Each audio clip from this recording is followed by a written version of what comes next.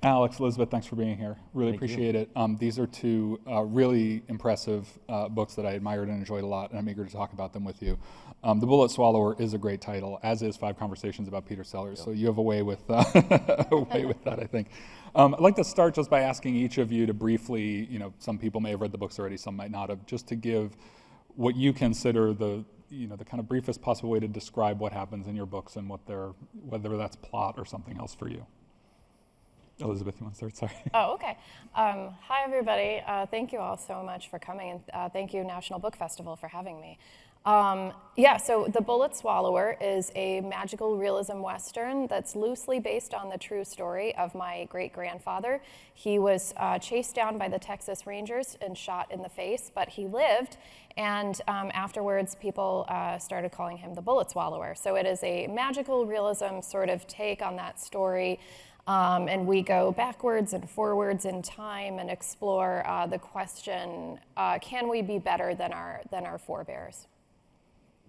Yeah, and thank you all for coming as well, and thank you both for doing this. My novel, Last Acts, is about a father and son in the suburbs of Phoenix.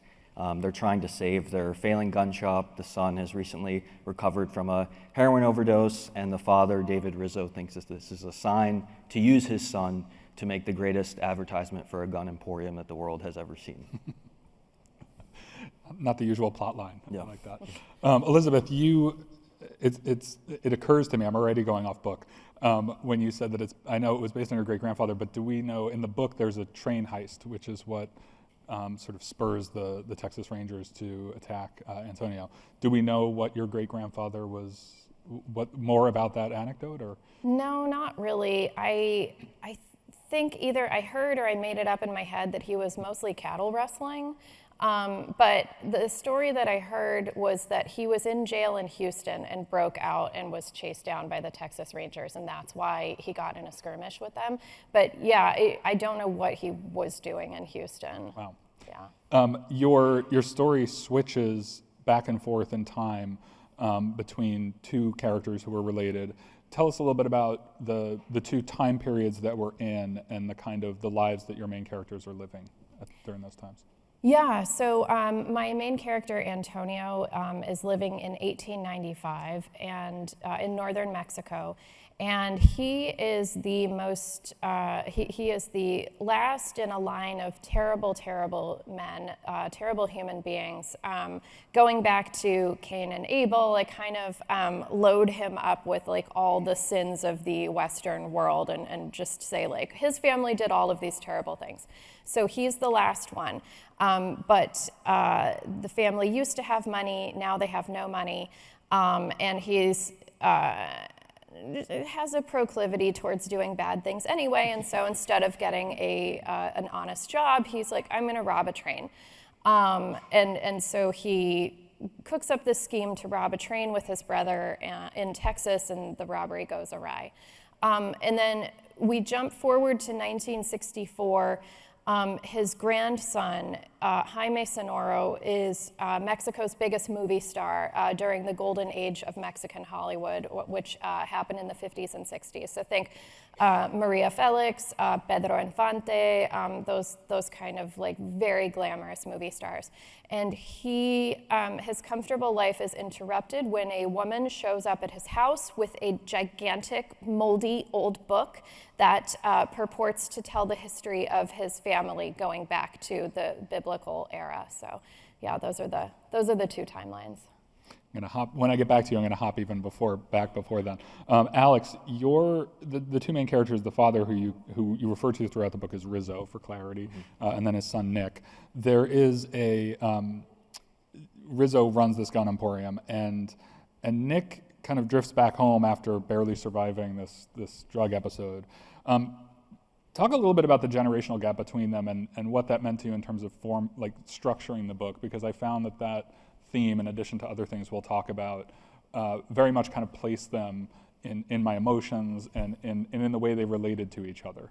Yeah, it's a really big part of the book, and it's one of the things that kind of attracted me to the idea of father and son, parent-child kind of frame, is that you have these, especially in the case of Rizzo and Nick, when they've kind of come into their sense of adulthood is like these very different kinds of technology that have formed their identities. In the case of Rizzo, he grew up watching television and has this very clear sense of the way to kind of be a man and to move through time in that way. And Nick feels much less certain of himself and has that kind of like constant internet self-consciousness that he's working toward. And the kind of way that represents itself formally in the book is in Rizzo's section, we have these kind of like shorter chapters that move in a pretty linear way, but that kind of stay very close to Rizzo's perspective. In Nick's section, which forms the second half of the book, we kind of see a collage of different internet texts, tweets, sponsored Facebook ads, just kind of all different ways of representing what's going on in Nick's head. And it feels kind of tragic and kind of creates this gap between how they're able to talk to each other because they're so used to and so kind of drawn to these very different types of technology, and that kind of, as a result, affects how they see themselves. I mean, both books have such complex relationships between people. I mean, Elizabeth, even though Antonio, like you said, is sort of weighed down with all of these generations of sins, he also, you know, he doesn't want his brother to be involved in the train heist, and the brother insists. And Alex, in your book, there's this one really, I thought, moving line where, you know, because Rizzo is obviously very exasperated with Nick sometimes, in addition to loving him, but at one point when he had disappeared and he didn't know if he was okay, you write, he had left his door unlocked all year in case Nick lost his key but wanted to come home. And Nick is, you know, 30, so he's not a child, and I just found that deeply moving. So I thought, Elizabeth, I'd start with you and just talk about maybe the ways you wanted to get at familial relations in the book, and the things that people expect of each other, or how that drove some of the action in your book, and including up to Jaime and his vision of the family. Yeah, that's a good question. It was just a lot of imaginative invention and just kind of trying to get into the characters and find out like what they were doing and what motivated them. Family, intergenerational trauma and inherited trauma obviously is a big theme of the book and informs a lot of the plot choices that I made. How does, if your ancestor did something that was so bad, is any of that inherited through the blood, or, you know, through some kind of like metaphysical like memory that's kind of implanted in you? So I was working through a lot of that, and then in terms of the relationship between the brothers, it's funny you ask, because I'm currently adapting the film. I'm currently adapting the book for film, and I'm still working on the relationship between the brothers. And I'm like, it's a little bit different in the movie, so I'm getting, I think, confused at this point. Wait, what was in the book, and what did I just make up like 3 months ago? But yeah, it's hard. A relationship between brothers is really hard. I go back to Mean Streets. I don't know if anybody's seen that Martin Scorsese movie, but it's a movie about brothers and this really complicated like push and pull, and they hate each other, but they love each other. They're like magnets, you know, even though they just shouldn't be in a room together a lot of the time. Yeah. It's interesting that you get to revisit them and sort of and keep thinking about the relationship and kind of develop it in a different way. I would say that goes for Nick and Rizzo too. I mean, I wouldn't say they shouldn't be in a room together, but they obviously, that magnetic push and pull exists with them. Without getting too intimate, I'm also curious about the autobiographical elements of your book. I mean, Elizabeth has these amazing family stories, but I know that some of the broader outlines of your book, at least geographically, take place in places you've lived, and just curious about whether, how much of your own life is in the book. I think that there's a lot, if not that's factually true, at least it feels emotionally true to me. I think one of the greatest things that someone said to me after they read this book is, "You love your father so much," and that was like, really just meant a ton to me, because I do. And I think that was something was important to me to try to capture in the book. And I think that kind of emotional relationship between father and son, when you are in the kind of environment that they're in, this kind of like hyper-masculine environment that doesn't share a lot of emotion and tries to kind of keep that away, it was something that was very real to me in my life. And I wanted to try to really kind of like interrogate that and to represent that in a way that I felt was complicated. I think the kind of convention in father-son stories is that they're usually separated and they're trying to find each other. And I thought it would be interesting to kind of start with them together, but have them just be miserable with each other.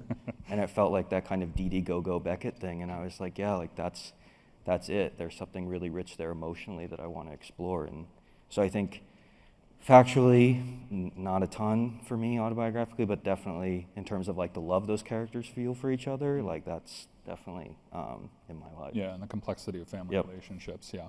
And Elizabeth, let's talk about Remedio, because you mentioned metaphysics, and I have to say there were more than once in the book there was something happening with Remedio, and I think out loud kind of say like, wow, like because a lot of people would not be able to pull this off, I will just say, and you really did. And so I'm curious about, tell us who Remedio is, and also, and giving away however much or little you want to, and also just when you decided to put him into the story and whether it felt risky to you as it did sort of as a reader. I thought, oh, she's going to really go for this.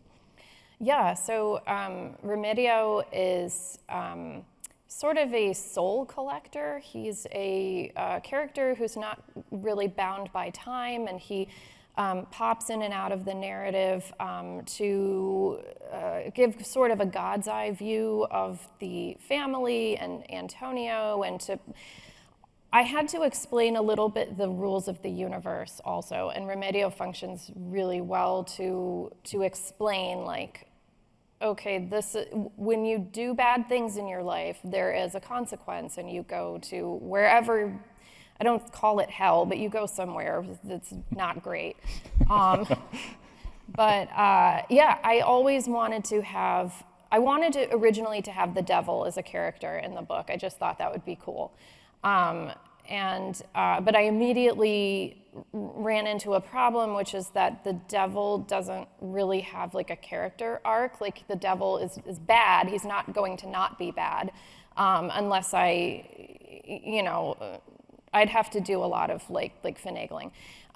Anyway, so I thought, okay, if I'm not going to have the devil, let's pull it back one step. What is something that the devil does? Well, I think maybe he takes bad people to wherever they're going after they die. Okay, so if I don't have the devil, maybe I have a character who is like a soul collector, a ferryman, whatever. Yeah, so that's how Remedio evolved. I'm really glad you made that decision. Well, first of all, it's very funny to hear you talking about not doing the devil because you felt like you couldn't mess with his arc. It's like I'd have to rewrite the history of Western civilization. But also, that Remedio exists on this sort of, I think one of the brilliant things about him is that he feels like such a seamless combination of real and mythical. And so there's something he casts a real spell, I think, over the whole book. Thank you. But let's go to the prologue for a minute, because this exists outside the two lines that we've talked about in terms of Antonio and Jaime. And I have to say that I love both these books. The prologue of your book really grabbed me by the throat and felt just a very brilliant way into the book. And I wonder whether that was there from the beginning, whether you wrote it first, and what function you think it plays. Yeah, the prologue happens in the early 1800s, and it is a story about Antonio's grandfather, who owns a gold mine, and he, in pursuit of getting more gold, he does something that's just really, really heinous and awful, and it kicks off the story in a way that, like, because of what he did, somebody down the line, some of his ancestors are going to have to pay for it. There's like this cosmic debt. And it was there pretty much from the beginning. It took me 3 years to get a rough draft of the novel. Like I would start and get like 150 pages in, and it wasn't really working, so I'd throw it out, start again. But it was there by the time that I knew how I wanted to write the book, it was there from the beginning. And again, it like explains a little bit the rules of the game and the universe, and like, yeah. Yeah, the rules are not great, as you said, of hell.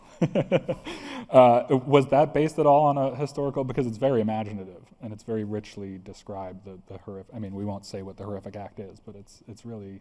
Well, so I did a deep genealogical dive on my family. My father's from Mexico, and I was really lucky when I started digging into his side of the family. I found a ton of genealogical records on Ancestry.com. Other people had done the work, and I just got to enjoy it. But I found out one of my ancestors several hundred years ago owned a gold mine. And knowing a little bit about the history of mining operations in Mexico, I was like, oh no. They were the way they treated the laborers was not good. And the first thought I had when I read that was, if anything bad happens to me, I had it coming for whatever he did. Wow. And it's illogical. I don't even really 100% believe that, although I don't not believe that. And so, yes, there was a little bit of a basis in fact. I think hearing you say that, I believe it, I don't believe it, is a very good key to the sort of tone of the book, which is why I think it balances things so nicely. Alex, let's talk about guns, since that's part of the title of our event today. The emotional core of your book, which is very clear and throughout, is the father and son relationship. It's also set in Arizona, we should say, if we haven't said already. It's set in the western U.S. And this gun emporium, I guess because it's such a specific setting, and because you say a lot of interesting things about gun culture in the book, I guess the similar question to Elizabeth about whether it was there from the start is how much of that subject was an inspiration for writing this book and the things you wanted to say in it? Yeah, I think like the earliest days of the book, it wasn't in there. And the kind of initial seed for the book was just about a father and son. I didn't really know where I wanted to go besides that. And I had the idea that the son was a person who was recovering from a heroin addiction, and the father was just kind of blurry to me. I couldn't really get him figured out. And when I thought more about the setting is kind of where I go to figure out like kind of what needs to be in the book or what's going to drive the story.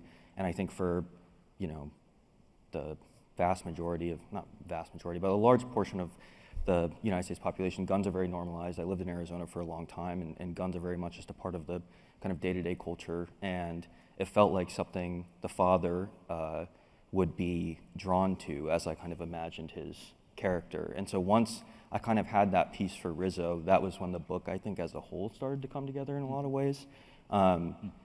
It's a subject, obviously, that has so many different perspectives to consider, not only from those who are selling the guns, buying the guns, using the guns, the victims of gun violence. So it kind of felt like this way to put a lot of pressure on the family by having their industry be in the gun business. Yeah, and it does create a couple of very big plot moments that the story pivots on. You said you lived in Arizona, and where gun culture was sort of part of everyday life. Did you have much experience with them, or did you do a lot of research for the book? There are a few moments where you do some kind of tech-heavy, they're brief, but you list some things about the guns that I wouldn't have known. Yeah, I think, being there, again, there's just an element to it being normal, seeing people with guns, being around guns, but I think that what was most interesting to me from a research perspective was the way that guns are kind of sold to people and the language around selling guns. And I think intellectually we think of them as these very gendered objects, which they are, but the way that they're sold is not that different from the way that a lot of other objects are sold to us. And I think that's really terrifying, and making that connection brings together this, or calls to mind the kind of absurdity of a lot of marketing and a lot of objects that are just shoved down our throat that are maybe not as obviously terrifying or dangerous as guns, but are still being pushed on us when they might not be in our best interest to have them in our lives. The book it's not just with guns. There's a sort of advertising theme that runs throughout the book too, with these Facebook posts and the emails. And there's also one key, describe briefly if you don't mind saying it, the ad that the father and son come up with to this. You want to talk about it? Do you mind? No. It's not a huge spoiler, but no, it's like an infomercial of them together, and within the book there's this script of the son trying to deliver this monologue about the kind of virtues of their gun store, and he just is having a meltdown as he's trying to kind of get the monologue right. And I felt that kind of like accurately captured both kind of the pressure that this industry is putting on them, the absurdity of it, of course, and then the kind of generational divide of kind of how they react to that moment, where Rizzo's very much like, why can't you just read the script? I don't understand what the problem is. And Nick is having a meltdown. He's like, I want it to be perfect, and it's not perfect. Elizabeth, I hadn't read the, not the acknowledgments, but the sort of the author's note at the back of your book until this morning, actually. And I'm glad I did, because this actually stunned me. You write, when you talk about, I hope I can find it quickly, you talk about how you wanted to write a book of magical realism and a Western. Here it is. I wanted to write a magical realism Western about a Mexican bandito and his movie star grandson, despite knowing nothing about magical realism, Westerns, banditos, Mexican movie stars, life along the Texas-Mexico border in 1895, nor life in Mexico City in the 1960s. You not having time traveled to the late 19th century didn't surprise me, but when I read that you didn't know much about magical realism or Westerns before writing this book, I thought, because most of my questions around that were just assuming that I would just be asking you about your long history of reading magical realism, when you first came to it, who your favorite writers in the genre are. So I pivoted to thinking, why did you want to write a magical realism book if you weren't that familiar with it? And then how did you want to ask more sort of nonfiction research questions later, but in terms of the magical realism itself, did you then steep yourself in the genre because you wanted that tone? Yeah, I've been asked a couple times why I chose to write a magical realism novel, and I don't have a better answer other than I thought it would be cool. That's what I thought would be fun. I wanted to do it. There's a long history, obviously, in Latin American literature of blending blending realism and magic, and I just wanted to see if I could do that too. But no, until I decided to write a magical realism book, I hadn't actually read anything beyond, I think, George Saunders, who I would say is a magical realist. So yeah, I started reading, and I read, Marquez, obviously, Borges. If anybody hasn't read the book Pedro Páramo by Juan Rulfo, it was written, he was a Mexican writer from the 1950s, and that was the book that actually inspired Marquez to start doing magical realism. It's an incredible book. So I just had to get up to speed. It was like cramming for a test a little bit. But then it's I think it's a very difficult, or I imagine it's a very difficult genre to write in, because, or tone to write in, because you're taking a lot of risks, and you have to get right that kind of, you're asking us to come along with you up to a point, but also to remain rooted in kind of a knowable universe. And so I guess I'm just asking you to brag a bit. I mean, I'm not saying that it came just totally easily, but obviously you, for your first time doing it, the book has been compared to Marquez, which is probably the highest praise I can think of for a writer. So how did you feel confident in it initially when you started introducing those elements? Yeah, I think so. I mean, it was the confidence that comes from not knowing what you're doing, and I hadn't sold my first book yet, so I hadn't published a book. I'm, just sitting in my office messing around by myself. There was no stakes, and so that's that kind of unjustified belief in your own abilities. That's a great place to start for any writer. Yep. So yeah, I just kind of did it, and I think that I alluded to this a little bit before, but the magical realism. I believe in a lot of woo-woo stuff. I believe in ghosts, and I believe in, I believe that I've talked to my spirit guide and stuff like that. And so it's not, yes, it's at a certain level, I will acknowledge that it's fantasy, but on another level, I'm this is just real life. I believe that there is some kind of order in the swirling chaos of the universe, and, maybe it's how I said it is, maybe it's not, but it doesn't, does that make sense? It makes so much sense, and it also makes so much sense having read the book. It's you've said a lot of things where I'm thinking this is why this book feels the way it does and succeeds the way it does, is because it's very natural and organic, which I think is impressive and makes it feel very unique. Nick, you've also been Nick. You're in character now.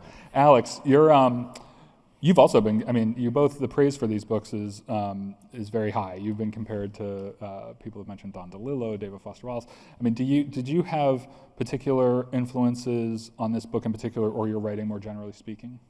Yeah, tons. I mean, DeLillo been a huge influence for me. I think one of the big writers who I've talked about a lot was a teacher of mine named Dana Spiotta, and I think that she was kind of the model in all of my work because I think that she combines this kind of great formal innovation with these kind of really high emotional stakes, and I think that's just, to me, those things often feel like they're at odds with each other, so trying to find a way to do both, and to do both within a compressed space is really challenging, and so that's kind of like what I aspire to do with this book in a lot of ways. But I think more than just writing, there were kind of visual arts had a big influence on me. Photography, movies have had a huge influence on me.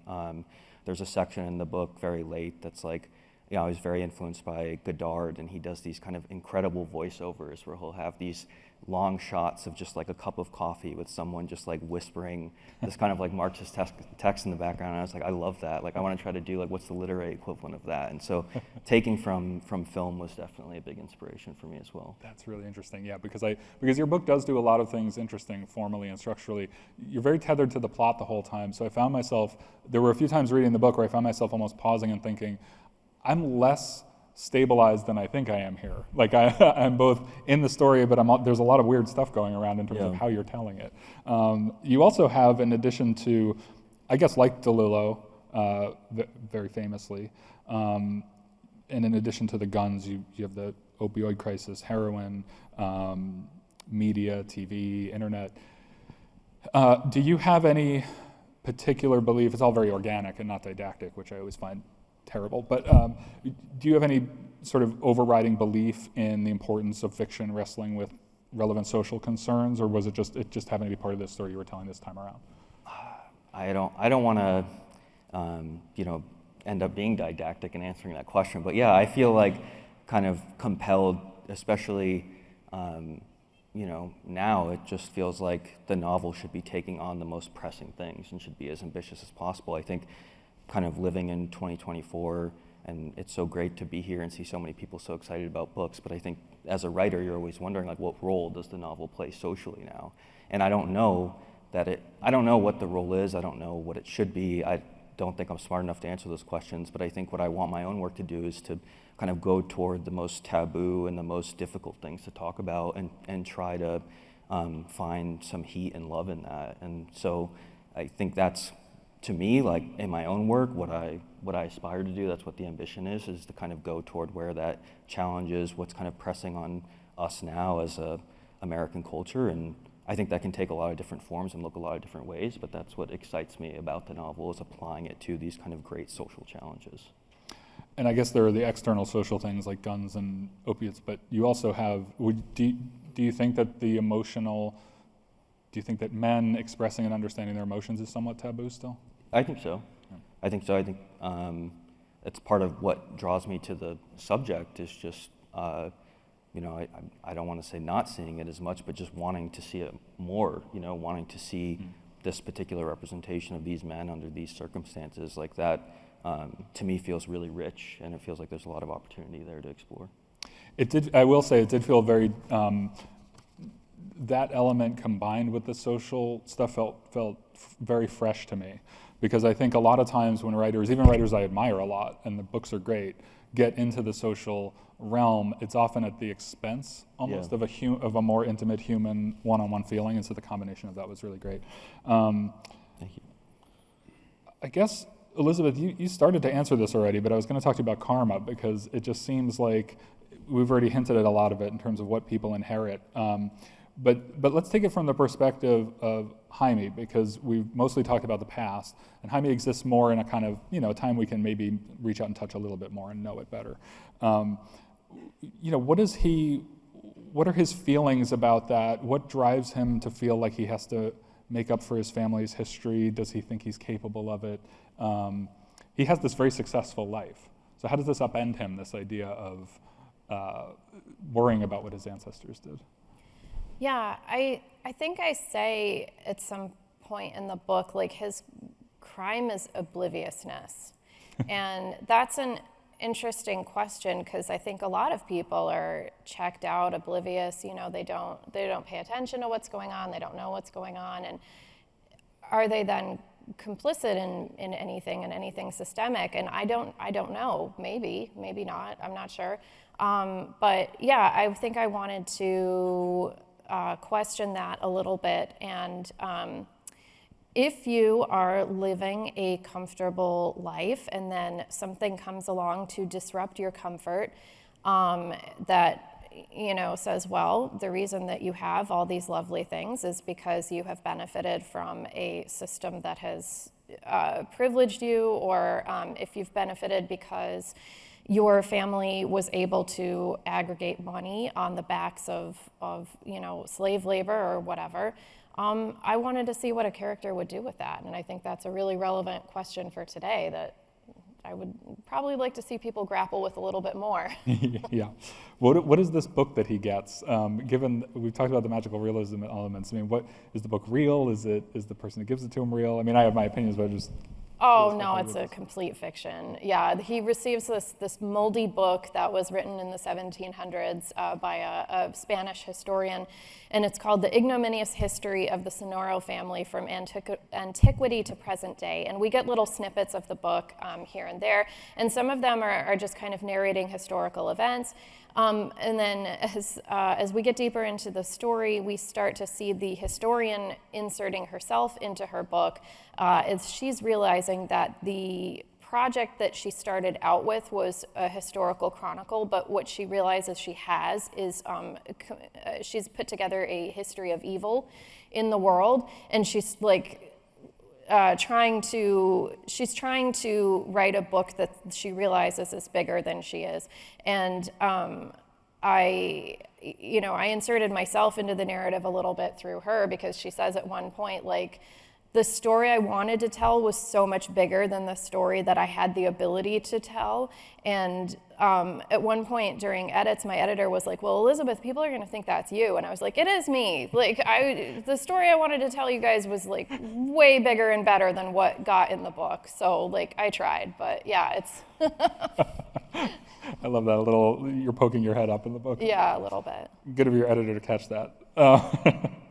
I'm going to ask another question that sort of takes off from the book specifically, and then some more general things. But I also want to mention that we have these two mics up front, and with a few minutes left, I'll ask if anyone has any questions. So think about what you might want to ask these two very talented writers.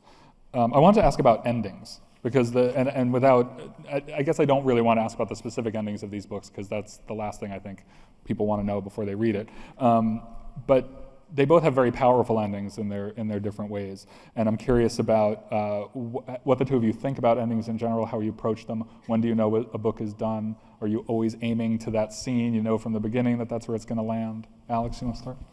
Yeah, I think it's different, right? It depends on the project, whether or not like what I'm reading satisfies me ending-wise, based on what's come before.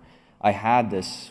Again, without wanting to say too much, I had this idea for the ending very early on, and I do feel like I was kind of writing toward it, but kind of not, and I think the way it ends is fairly ambiguous. Some people have felt it's ambiguous, I think, but for me, it always felt like it kind of captured everything that came before, while also kind of suggesting this kind of next life for the characters. And so I wanted to have this moment where everything felt contained, whether it was like a sentence or an image. Like that's how I think of an ending, where it's just like this kind of perfect moment that everything feels stilled and held within that. And so I don't know that it's something I can really kind of reduce formally to being like, oh yeah, I had to have this happen to make this happen. Like it's not a causal thing. It was really just like a feeling where I was like, I feel like this should be the ending. Let me write toward that. And then when I got there, I was like, yeah, this is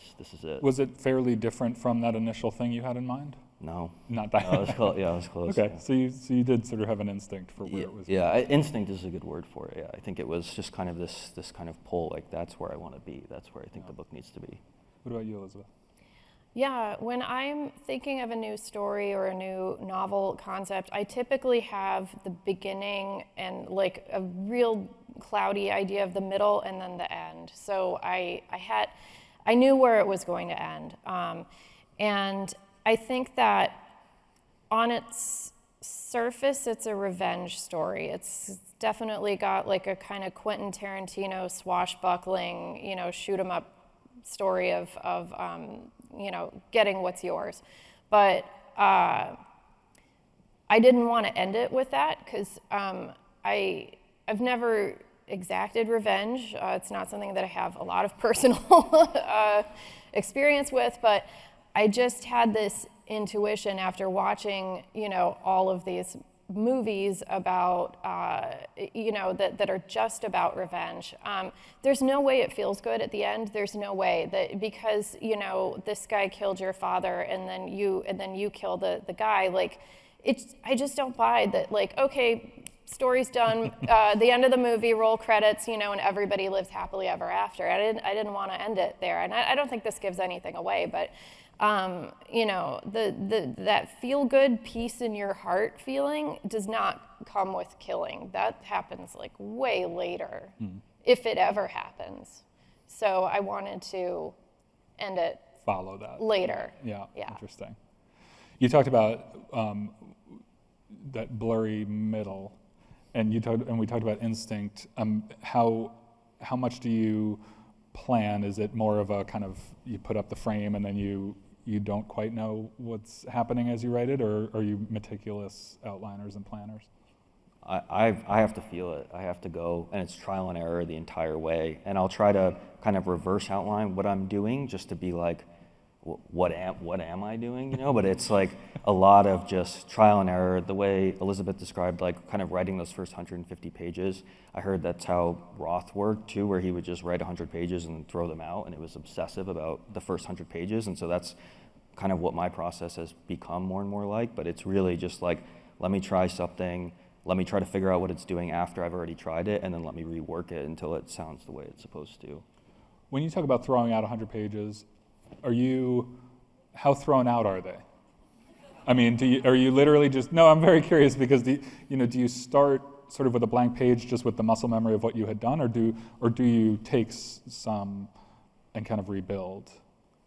That's for Elizabeth for now. Oh, for Alex me. can answer Oh, that. sorry. I threw out a lot. I was told that if you want a 300-page book, you're going to write about 1,000 pages, and that feels right.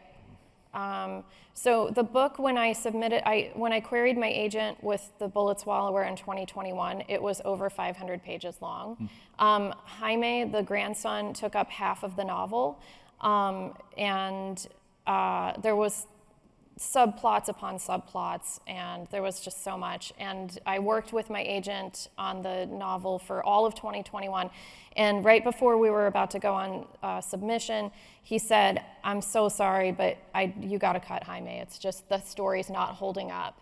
And so right before we went on sub, I cut 250 pages and threw them out. And then we went on sub, and I spoke with my editor, and he said, I love the story. It feels like something's missing. And I was like, oh my God, Tim, do I have a story for you? And so I snuck Jaime back in, but only like 10%. So yeah, when I throw stuff out, it's gone most of the time. How do you feel about that restoration now? Sort of looking at the book, and also given that you're revisiting it, it's kind of retell it in a different format.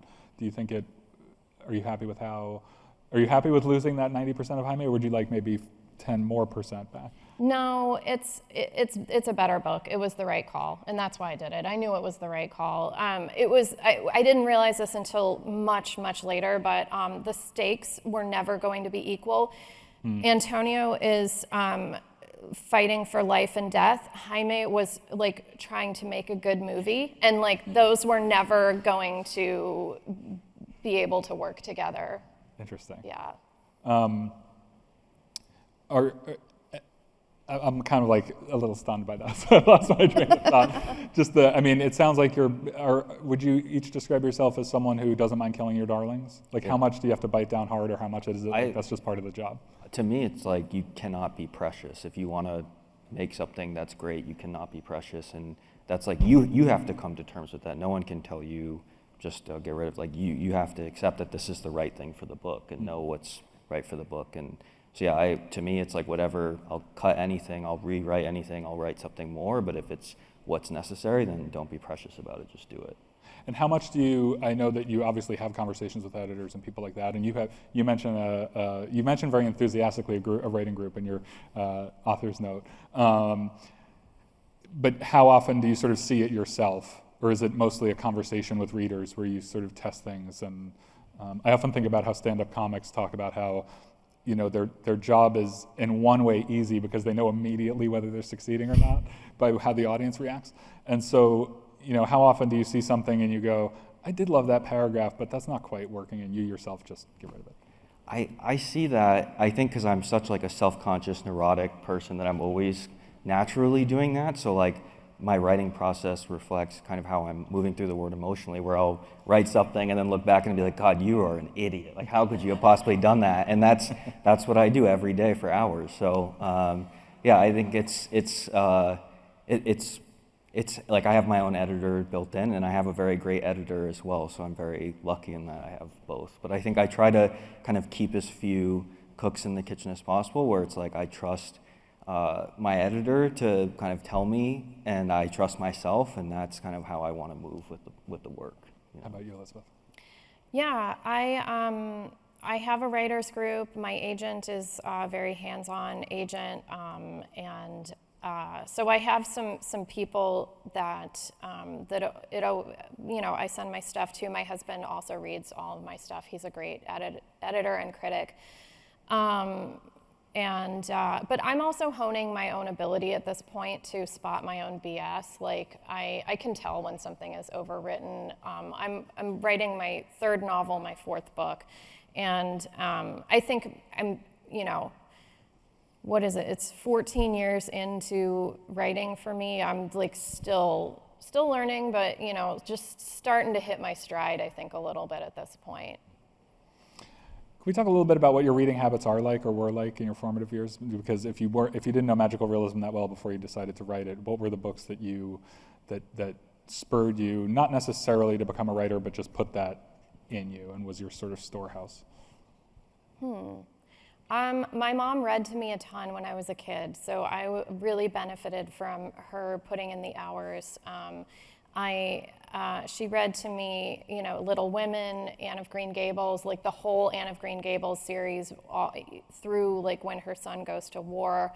So I read a lot of those. I didn't read for like 10 years though. I was going to college, so I was only reading stuff that I had to. And then I don't have an MFA, I have an MBA. And so for a long time I was reading all the like Malcolm Gladwell, Porter's Five Forces, like Good to Great, Rich Dad, Poor Dad. So I've read all of those books also.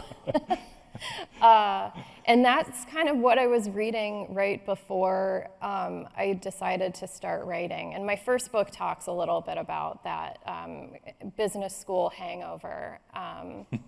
But yeah, I really love George Saunders. I've read almost all of his books, I think. And I love, I'm trying to remember if there was like a book that I read that I was like, oh, I want to do that. It might have been Cavalier and Clay by Michael Chabon.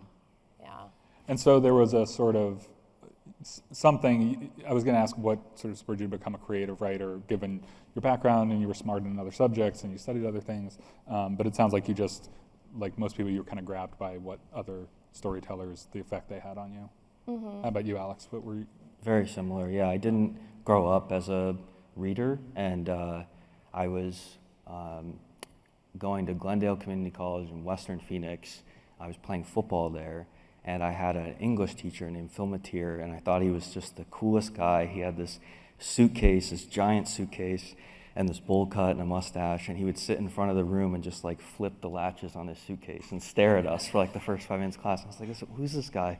And he would talk about Faulkner all the time, and that was when I read A Rose for Emily, and I think a lot of Faulkner is like very pulpy, and there's kind of like a horror element to a lot of the Gothic stuff, and that was a great way in for me to a lot of kind of more literary things like George Vonnegut, like all of those guys. I read those people in his class, and then from there I was like, oh my God, what is this? Like I wanna do this. This is a literature class. It's a literature class. Suitcase. Latch clicking. I didn't know that was so motivational. It's extremely. I also didn't know a bowl cut was cool. I mean, Yeah. I wish I could. I was 12-year-old self. I'm not above routine questions because I do think people eat them up for a good reason, which is that it's very hard to understand sometimes how you get to hear from just like having a coffee in the morning and talking to you. And are you strict? Do you wake up at a certain time? Are you a night owl? Do you have to reach a certain word limit every day? How do you go about it? me here. Either one. But you'll both have to answer. We'll have to answer. So don't try to get out of it by going second. I think so. When I wrote Last Acts, I was working 9 to 5. I was selling software, and so I'd wake up at 4:30, write, go to work, come home, try to write some more, and that was my routine for years. And I think now I still keep a really strict routine. I'm more of a morning person, so I wake up at 5. I write. I try to do as much as I can in the afternoon as well. But a lot of my time is just spent rereading what I've done and trying to kind of figure out like what's happening there and where the connections are, and then kind of where I should spend more time. But for me, I think everybody has a different process, and kind of like different things work for different people. I feel like I need to be in what I'm doing all the time to kind of see it fully and to kind of make sure I'm extracting everything out of it. So like I try to be in it every day. You were nodding a lot, Elizabeth. Does that sound right? Yeah. I think it's best if you can do it every day. Stephen King's advice, write every day, even Christmas. Like I have a family, so no. But no, I think like spending as much time with it as possible until that particular project is done. Because if you pull out, it's I don't know about you, but it's so hard for me to get back in. Even if it's been a weekend, I'm like, oh God, what is happening? Who is this guy? I was a stay-at-home mom, and that's when I started writing.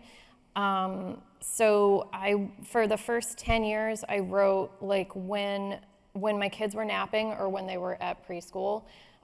It was very like catch as catch can. I've also done the 5 a.m. Writers Club, up before everybody. For the Bullet Swallower, once I finally had a plan of a rough draft, and that took me 2.5 years just to get there. I think I set myself a schedule, like you have to finish a chapter every week or something like that. It was very breakneck, but I was like, I have to do this and I have to get it out now and just move forward with this project. Because when you don't have a contract and you don't have any time pressure, you can spend 20 years on a book and it'll never get done and it won't be any good. Yeah. In an ideal world, now my kids are in school, and I don't have a day job. I'm really lucky. In an ideal world, I spend the morning doing chores, exercise, and emails and social media. And then the afternoon, like that's when my brain comes online finally, like 12 to 5. I try to spend that time writing. But that doesn't, I haven't written anything new in a few weeks, so I don't know. I don't know what I've been doing all day. I think I've been I don't know, adapting your novel into a movie. Yeah. I'm going to ask one more question, and so if anyone wants to come up to the mics when I'm done with that one, I'll call on you to ask questions. Don't be shy. I will ask more than one more question if I have to, but I'd like to kick it over to you, which is if you feel comfortable talking about what you're working on, whether it's something pie in the sky or the screenplay, or when we can expect the movie. Is it, how into the process are we? We have a producer, a studio, and a director, and I've been working on the script, and it's in God's hands. So I'll say that. Like, it could fall apart at any time. I don't have any timeline. I'm just, right. I'm waiting like everybody else. I think God is the producer in this case. Yeah. Okay, well, we'll look for it. To say that it's a cinematic book is an understatement, so I'm looking forward to seeing it. Alex, what about you? I have another novel that's coming out with Scribner as well, and so I'm pretty deep in revision. I've spent this whole year just kind of like really kind of pulling it apart and making sure it works and trying to get it to work. So that's where all the energy's been, and excited for kind of what's after that. When does it come out? To be determined when it's ready. Yeah. So we'll see. Yeah. Also in God's hands. Yeah. And your publishers. Feel free to come up to the mic, but I do have other things to ask. It occurs to me to ask how important it was to you to be the one to adapt it into the screenplay. It was really important to me. I had never done a screenplay before, so they were really kind to let me take a crack at it, and I definitely pulled it's based on my own family history card. And yeah, so they've been very patient with me, but yeah, I think it's going well. It's the hardest thing I've ever done, including raising children. It's Wow, beyond difficult, but I'm lucky to have the chance to do it. that's great. Hi. Hello, everybody. Hey. So I was gonna ask, like, during these projects or any projects, was there ever a moment where you're like, this is gonna be a disaster, or like almost that imposter syndrome kind of creeping in? Every day. Every day. And how do you handle that then? I think for me, it's about faith, and it's just about believing that I can be wrong about being wrong about how I'm feeling right now. And just if I show up every day and do what I can, I could still be wrong even then. Actually, maybe I don't have faith. Now you're right. I should give up. I'm giving up. Everyone's heard it. No, I think I have this friend, fantastic poet, and he's just like, there's no bad work. Like, you just have the work no matter what. And so you show up every day and you do that and you kind of live with that. And I think as long as you're kind of putting everything into that, like there's meaning to be had there, even if there's never any end result. And so just trying to kind of cherish the opportunity to work. Being a writer is the most magical thing in the world. And in my worst moments, I just try to remind myself, like, I am blessed to get to do this. I'm privileged to get to do this. And so I just try to remind myself of how lucky I am. And no matter what happens with the work itself, like, just show up and do what you can. But yeah, every day is a disaster. Yeah. Yeah, I 100% agree. And I'm lucky enough that my husband is my biggest cheerleader. And so maybe just have somebody in your life who, on your darkest day, who is still telling you, it's going to be great, you can do it. I like that idea. Not to linger in negativity, but were there moments with these particular books where, like, how far in, even though you can have bad days and think, oh God, that paragraph sucks, you know, how long into it did you feel like this book is going to get done? It might not be exactly what I want it to be, but like, this book is going to be finished and probably put out into the world? I don't feel like until it happened, that was when it became real. I don't think that I ever like, yeah, I don't know, it's a hard There's sort of like, is there always like a little bit of an emergency eject button next to your brain? Yeah, I'm like, looking for it. This doesn't have to be published. Yeah. No one has to see this if you're feeling bad about it. Yeah. Yeah. Yep. How about you, Elizabeth? Yeah, just years and years into the process. I started researching this in 2015. I finally got a rough draft in end of 2019. And yeah, I think once I had a finished rough draft, I was like, okay, now I see what we're working with. This could maybe be a thing. Yeah. Yeah. Hi. Hi, this question is for both of you. Elizabeth, I absolutely loved your book. Can I ask you a little bit to talk about the research you did, because you put in such specific details about guns and matches and all of that. So what research did you do? Alex, I haven't read your book, but I'd like to know what research you did as well. Yeah, I did a ton of research. I read something like 50 to 60 books about the time period and weaponry and all this stuff, and just to get myself familiarized with the canon. That was like way too much. I would never recommend anybody do that, and I'm never going to write historical fiction again because I just don't, So yeah, I did a ton of research, and hopefully it came off as pretty seamless. I've never fired a gun. It's funny that I'm here talking in a panel about guns, because I've still, there's like a gun range down the street from my parents' house in Texas, and every time I'm down there, I'm like, just need to go in there and just shoot guns for like half an hour so you can say like, I don't know anything about a gun, but no, I still haven't gotten around to it. So Never shot a gun. That's sort of a subsection of you've never exacted revenge. no, yeah. So we're learning more about you. Alex, have you ever shot a gun? I have shot a gun, been to gun ranges, gun stores, so that definitely played into the research. And then a lot of books, looking at a lot of like gun manufacturers' websites, and then like Reddit forums, and just kind of like message boards about guns and stuff. Because I think like the way people talk about guns is a huge part of the book. The language around guns is a huge part of the book. So trying to kind of find that, I think, was something that I couldn't really get just from being near a gun, but it was like you have to kind of hear it and see it. And so that, and then just kind of the standard boring thing of like buying too many books and then not reading all of them for research, but having them still in my house. But a couple like really big books that were helpful, just, you know, writing about the opioid epidemic. There's like so many different kind of ways into that. And a few recent books, Fentanyl Inc. was like this really, really helpful book that kind of was looking at what's come after, you know, what's become more accessible in some ways than opioids. And it was written, I want to say it came out in like 2020 or 2021, so I was like really far along with the book, but reading that and just being like, okay, I feel kind of confident about where I am. A lot of the research becomes like reassurance. So it's like, I feel like when I've tried to work from research, like, oh, let me read this book and then try to write something, I don't end up really making it anywhere in the writing. But when I'm like, let me try to write this, see where I get, and then kind of what research I need to do retroactively, that tends to be more helpful, and that was kind of what I ended up doing with Last Acts. Elizabeth, you also have a really interesting list of just a few of the many books you mentioned that you read in your author's note. I mean, I assume that in addition to some drudgery and some, like, I shouldn't have to be reading this many books, there were probably a few like really great, you know, you don't have to remember them in the moment, but just kind of like led you to things that you might not have otherwise discovered that were kind of great. Yeah, one book that stands out, it's,